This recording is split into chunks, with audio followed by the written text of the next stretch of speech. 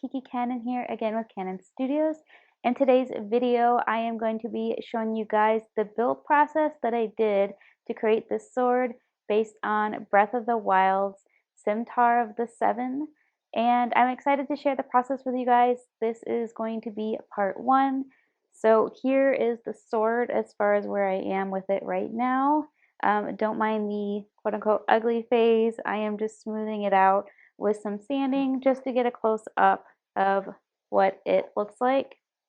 So I still have to print the gems and do the painting, but before that I will be making the sheath as well. So if you want to follow my progress of these projects, feel free to subscribe, or if you want to learn about how to make cool different props and stuff like that, or learn about resin printing.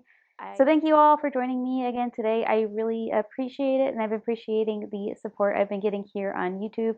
As you know, I'm still trying to hit that partner goal, so I appreciate all the support I've been getting so far. Thanks, guys. Okay, so starting out, I am working in Blender for all my 3D modeling. I've gotten a few requests on Blender tutorials, so if this is something that you want more of on my channel, go ahead and let me know in the comments below. Um, I started learning Blender in 2020, and I mostly just primarily use it to create props, cosplay accessories, and things like that. So if you feel like it would help, just let me know. I might try some other 3D modeling programs as well, since Blender is a bit tricky and hard to use.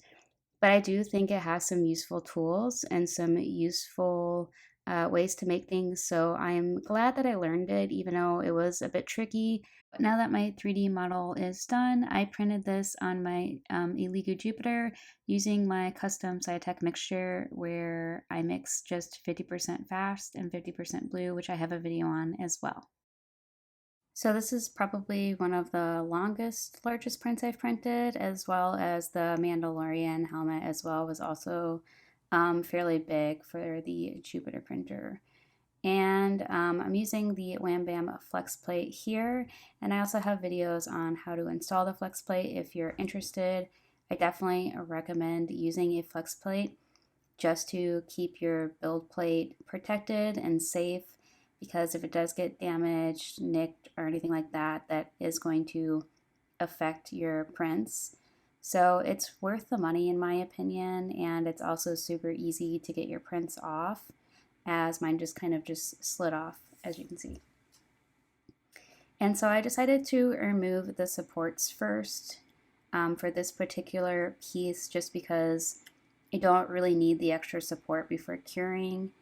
And also, it's just really big, and it's just going to be easier to clean in the containers I have if I remove all the supports first, which was kind of a very tedious task for this because of how some of them were around and in around the handle area. And here's my dirty brown cleaning water, that alcohol. So this is the first cleaning wash I do with that bin, and then I have another bin that I wash it off in again. So I give it 2 different bath washes, and then after that I will move it into my Elegoo wash station. And my wash station needs a little bit more alcohol in it. I did fill it up a little bit more later. So I set it for like around 3 minutes one way, and then I flipped it, and then I set it around another 3 minutes, and that got it really clean. And as I mentioned in other videos, if you're not sure if your piece is clean, let it dry off, and if you see anything like shiny on it or any kind of residues, just kind of look around at it. You'll be able to tell if you do need more cleaning.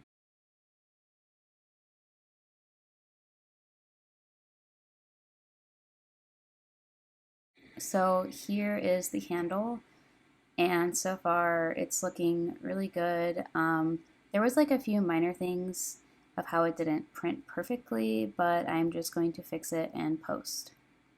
And here is the blade that I modeled, and basically in Blender I segregated it into sections and then modeled the pieces to basically assemble it and put it together and everything has been printed hollow. So these pieces are not heavy at all. They're mostly just hollow and the walls are very thin. Somebody did ask how much my sword weighed. It is like 2.5 pounds, maybe. It's, as you can see, it's very hollow. And after I got those off, basically the same process, taking off my supports, put it through both wash baths, adding it into the Lihu wash bath, and moving them around and getting them cured in the cure station. And what I also did was model holes in each piece so that any external resin would be able to drain out of my pieces. And I modeled it so that all the pieces would fit on this metal bar. I'm sorry, I don't know the specific name for it, that I got from the hardware store. So basically, I measured it and created the bar in Blender, and then I just booleaned it out of my sword and made my sword in sections so that I would have all of my pieces. So now it's going to be time to assemble the blade together, so it's going to be one solid piece. I have a video on doing this process called fusing resin, and I'm just going to kind of go over with you guys exactly what I do here. I'm just going to take really thin coats of the resin that I use to print my pieces, so I'm using the same mixture. And then I have a UV flashlight to kind of spot cure all the pieces and take my time going through. And the trick is to use really, really thin coats and making sure the UV light can get all the way through so that this piece can cure all the way into the center, in which it will. And then I just slowly keep doing that and building up the layers of resin here where my cracks are so that I can make a more seamless looking piece.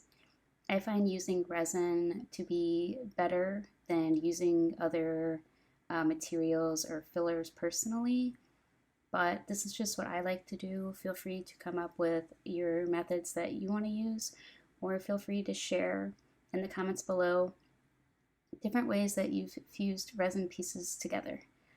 So far I found that this works the best for me, but I'm curious to hear your guys' thoughts and maybe different things that you guys have tried as well. So after getting a big chunk of sanding done and working down those pieces and those ridges, I'm just going in and filling in little tiny spots or areas that could use a little tiny bit more resin.